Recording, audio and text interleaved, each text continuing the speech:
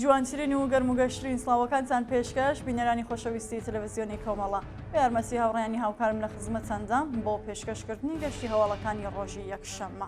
سەرەتا سەردێڕی گرنگترین هەواڵەکان. ناڕزایەتی دانیشتوانی شارۆچکەی بەهاران لە ئاسکەم چەرخەمی شارەوانی، ناڕوونی شارەنووسی عوسمان مامە پاش ڕەفاندن لەلایەن هێزەکانی حکوومەتەوە لە بۆکان، ئاشکرابوونی ناسنامەی سێهەم منداڵی دەست بەسەرکراو لە جوانڕۆ، ڕۆخاندنی ماڵی هاوڵاتیانی بەلووش لە شەبەهار، ناڕوونی شارەنووسی فەریبا سەدی لە زیندانی کەچووی کەرەج، هێزامەی کارزاری جیهانی نابۆ عادەم لە سوید و خۆپشاندانی دژبەرانی نەتانیاهو لە چەند وڵاتی جیهان.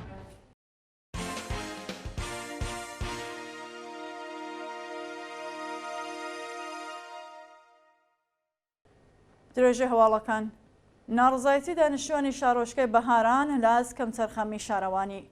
بە پێی هەواڵی گەیشتوو دانیشتوانی گەڕەکی 4/19 سەر بە شارۆچکەی بەهارانی سنە لە ئەزبایەخ نەزانی شارەوانی بە پاکی و خاوێنی کۆڵان و شەقامەکانی ئەو گەڕەکە ناڕزایەتیان دەربڕی. دانیشتوانی بەهاران تەعاونی سۆهراب لە گەڕەکی 4/19 ڕوبەڕووی ئاپارتمانەکانی و ڕێکخراوی ئاگرکوژێنەوە دەڵێن کە ئەو ناوچەیە بووەتە شوێنی کۆبوونەوەی سەگی وێڵ و تا بە ئەمڕۆ چەند جار هێرشیان کردوتە سەر منداڵەکانیان. هەروەها چەند زەمینی بەتاڵ بووەتە شوێنی گەرزبوونەوەی تووشبووانی مادەی هۆشبەر و هیچ ناوەندێکی دەوڵەتیش بایەخی پێنادات. جادەکان خراپە و بوونەتە شوێنی فڕێدانی زبڵی ساختمانی و هاتوچۆ زۆر ئەستەما. لە کۆڵانەکانی ویلا شار شەقامی خواری نەستەب سێڕێیانی وان زبڵێکی زۆر کەڵەکە بووە و شارەزاری وەڵامی جاخوازیەکانیان ناداتەوە. بڕینجاربوونی دوو کۆڵبەر لە سنووری پیرانشار. شەوی هەینی 27 ڕێبەندان دوو کۆڵبەر بەناوەکانی سەعەدی مەحموودی خەڵکی گوندی هەنگاوە و ئومێد ئازەری خەڵکی گوندی گردەباستک بە تەقەی هێزەکانی ڕژیم لە سنووری حاجی عومرانی پیرانشار بریندار بوون. بە پێی راپۆرتی کۆڵبەر نیوز شەوی هەینی کۆمەڵی کۆڵبەر لە سنووری حاجی عومرانی پیرانشار کەوتونەتە بۆسەی هێزەکانی ڕژیم و ڕاستەوخۆ تەقەیان لێکراوە. لە ئاکامیەوە هێرشەدا دوو کۆڵبەر بەناوەکانی سەعەدی مەحموودی و ئومێد ئازەری بەسەختی بریندار و ڕەوانەی نەخۆشخانەی شاری سۆران لە هەرێمی کوردستان کراون. بە پێدوان زانیاری یەکێک لەو کۆڵبەرانە بەهۆی قورسی برینەکانی بۆ نەخۆشخانەی هەولێر گوازراوەتەوە. دەستبەسەرکرانی هاوڵاتیەک لە شاری سنە. ڕۆژی پێنجشەممە 26 ڕێبەندان شارۆمەندێکی دانیشتووی سنە بەناوی پدرام حسێن پەناهی خەڵکی گوندی خوڕوچای سەر بە شاری دێگولان لەلایەن هێزەمنیەکانەوە دەست بەسەرکرا. بە پێزانیاریەکان پدرام حسێن پەناهی بە مەبەستی دیدار لەگەڵ بنەماڵەی هەمیشە زیندوو محەممەد فەرامەرزی زیندانی لە سێدارەدراو سەردانی شاری دێگولانی کردووە، بەڵام لە یەکێک لە بازگەکانی شاری سنە لەلایەن هێزارە دەسەڵاتەوە بەبێ بەڵگەی قەزایی دەست بەسەر و بۆ گرتوخانە گوازراوەتەوە. ناڕوونی شارەنووسی عوسمان مامە پاش ڕەفاندن لەلایەن هێزەکانی حکوومەتەوە لە بۆکان. وێڕای تێپەڕبوونی 15 مانگ بەسەر کاتی دەست بەسەرکرانی عوسمان مامە هێشتا هیچ زانیاریەک لەسەر شارەنووسیەوە هاوڵاتی خەڵکی بۆکان لە بەردەستانە. شەوی هەینی 27 خەزەڵوەری 1401 هێزەمنیەکانی ڕۆژیم لە شاری بۆکان عوسمان مامەیان لە کاتی گەڕانەوە بۆ ماڵ دەست بەسەر و بۆ شوێنێکی نادیار گواستەوە. ئێستا ماوەی 15 مانگەکە بە دوواداچوونی بنەماڵەکەی ئەو بەندکراوە ئاکامێکی نەبووە و زانیاریەک لەسەر هۆکاری ڕەفاندن و شوێنی ڕاگیرانی لە بەردەستانە. ناوبراو کرێکاری شاغڵ لە کێڵگەیەکی پەلەوەر لە شارۆچکەی دووکان لە هەرێمی کوردستان بووە و ئێستا بنەماڵەکە هیچ سەرچاوێکی جاراییان نییە و لە زۆخێکی خراپدا دەژین. ئاشکرابوونی ناسنامەی سێهەمین منداڵی دەست بەسەرکراوە لە جوانڕۆ. ڕۆژی چوارشەممە 25 ڕێبەندان منداڵێکی دیکەی خەڵکی جوانڕۆ بە ناوی حەمزە بەرزگەر بە تاوانی دەربڕینی خۆشی دوای دۆڕانی هەڵبژاردەی تۆپی پێ ئێران لەلایەن هێزەکانی ڕژیمەوە دەست بەسەرکرا. دوای شکستی هەڵبژاردەی تۆپی پێ ئێران بەرامبەر قەتەر لە ئێوارەی ڕۆژی چوارشەممە 18 ڕێبەندان چەند منداڵێک لەلایەن ئیسلاحاتی شاری جوانڕۆ دەست بەسەرکراون. پێشتر ناسنامەی دوو منداڵی دیکەی خەڵکی ئەو شارە بنەوەکانی محەممەد مەحموودی تەمەن 16 ساڵ و محەممەد یوسفی تەمەن 17 ساڵ پشتڕاستکراوەوە. ئەم منداڵانە دوای ڕەفاندن لەلایەن هێزەکانی حکوومەتەوە بۆ شوێنێکی نادیار گواستراونەتەوە و هیچ زانیاریەک لەسەر شارەنووس و دۆخی تەندروستیانە لە بەردەستانە. کۆبوونەوەی کرێکارانی کارخانەی کۆکسازی لە تەبەست. ڕۆژی شەممە 28 ڕێبەندان کرێکارانی کارخانەی کۆکسازی تەبەست لە جێبەجێ نەکردنی جاخوازیەکانیان ناڕزایەتیان دەربڕی. جاری پێشوو لە ڕێکەوتی چواری ڕێبەندان کرێکارانی کارخانەی کۆکسازی تەبەست لە ئاسکەمکردنەوەی مەزایە و کەمی حەقدەست ناڕزایەتیان دەربڕی بوو. بەڵام بەرپرسانی کارخانە بە بیانووی نەبوونی جەهاد لەگەڵ داواکاریەکەیان دژایەتیان کرد. بە وتەی کرێکارانی ناڕازی ئاستی وەبەرهێنانی کارخانەی کۆکسازی تەبەست لە ماوەی یەک ساڵی ڕابردوودا دوو هێندە چوەدە سەرەوە و بیانوەکانی خاوەنکار هیچ بنەمایەکی یاسایی نییە. بەهۆی بەرزبوونەوەی ڕێژەی وەبەرهێنان سەعاتی کاری کرێکارانی زۆرتر کراوە بەبێ ئەوەی حەقدەستیان بۆ زیاد بکرێت. هەروەها پاداش و یارمەتی غێرەماڵیەکانیش بڕاوە و ئێجارەی کار وەڵامی سکاڵای کرێکارانە ناداتەوە. ڕووخاندنی ماڵی هاوڵاتیانی بەلوچ لە چابەهار. ڕۆژی شەممە 28 ڕێبەندان هێزەکانی ئێجارەی مەسکەن و شارسازی و شارەداری چابەهار ئەم جارە هێرشیان کردە سەر دانیشتوانی ناوچەی هەمەتاباد و چەندین خانوویان ڕووخاند.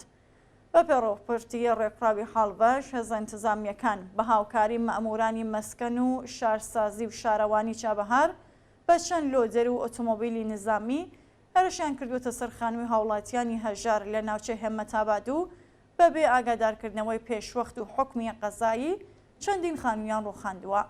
ڕۆژی چوارشەمە 25 ڕێبەندانیش هێزەکانی حکوومەت خانووی هاوڵاتیانی هەژاری بەلوچیان لە ناوچەی مۆراداباد ڕووخاند و کاتێک خەڵک ناڕزایەتیان دەربڕی هێزە ئینتیزامیەکان بە شۆکێری بەرقی و گازی فرمێز ڕێژ وەڵامی ناڕازیانیاندایەوە.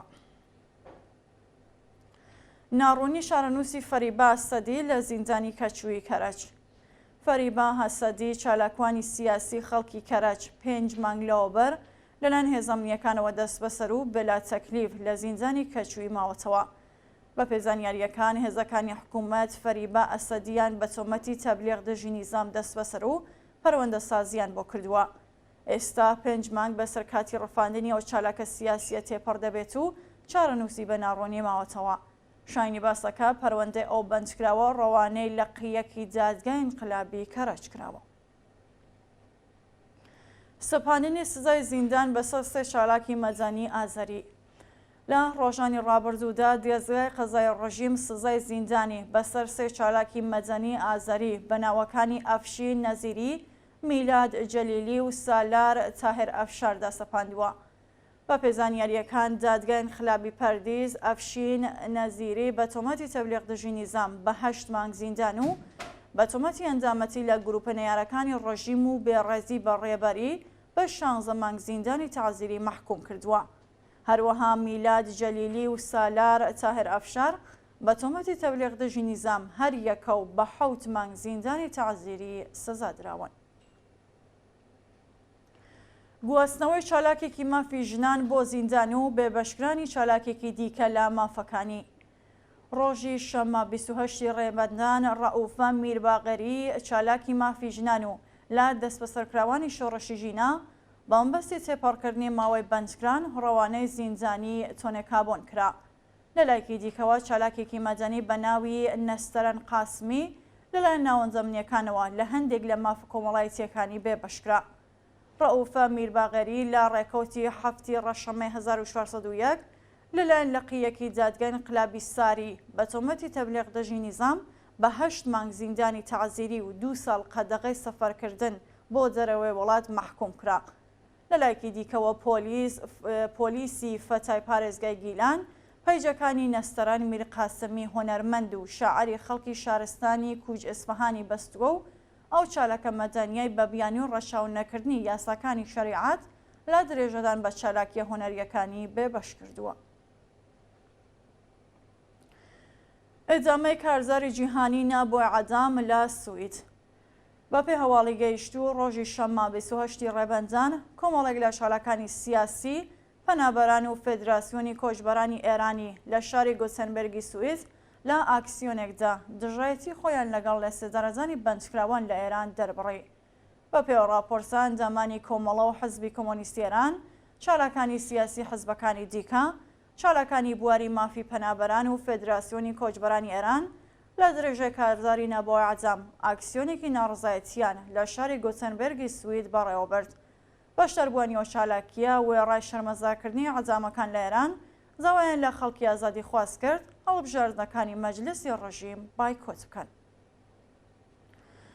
دووە هەواڵ خۆپیشاندانی دژبەرانی نێتانیاهو لە چەند وڵاتی جیهان. ڕۆژی شەممە 28 ڕێبەندان هەزاران دژبەری نێتانیاهو لە تەل‌ئاڤیڤی ئیسرائیل ڕۆژانە سەرشەقام و خوازگەری دەست لە کارکێشانەوەی بوون. لە وڵاتانی بەریتانیا و سوید لایەنگەرانی فەلەستین و دژبەرانی دەوڵەتی ڕاستگەرای ئیسرائیل خۆپیشاندانیان کرد و خوازیاری ڕاگررتنی دەستبەجێ شەڕ لە غەزە بوون. بەپێی راپۆرتەکان خۆپیشاندەرانی ئیسرائیلی شەقامەکانی دەوروبەری وەزارەتی بەرگری ئیسرائیلیان داخست و داوایان کرد بە زووترین کات دانوستانەکان لەگەڵ حەماس دەست پێ بکات و بارمتەکانی دەستیە و گروپە ئازاد بکرێن. ناڕازیان هەروەها بە وتنەوەی دروشم داوایان کرد هەڵبژاردننی پێشوەختە لە وڵاتە ئەنجام بدرێت. لەلایەکی دیکەوە لە لەندەنی بەریتانیا و ستۆکۆڵمی سوید هەزاران لایەنگری فەلەستین دژبە ژینۆسایدی خەڵکی فەلەستین لەلایەن ئیسرائیلەوە خۆپیشاندانیان کردو لە بەریتانیا ناڕازیان لەگەڵ هێزەکانی پۆلیس تێکەڵچوون. جێگای ئاماژەیەکە لە هێرشەکانی ڕۆژی ڕابردووی ئیسرائیل بۆ سەر دێربەحر و ڕەفاح 44 فەلەستینی کە زۆربەیان ژن و منداڵ بوون گیانیان لەدەستاوە. بینەرانی خۆشەویست هەواڵەکانتان پێشکەشکرا هەر شاد وەسوود.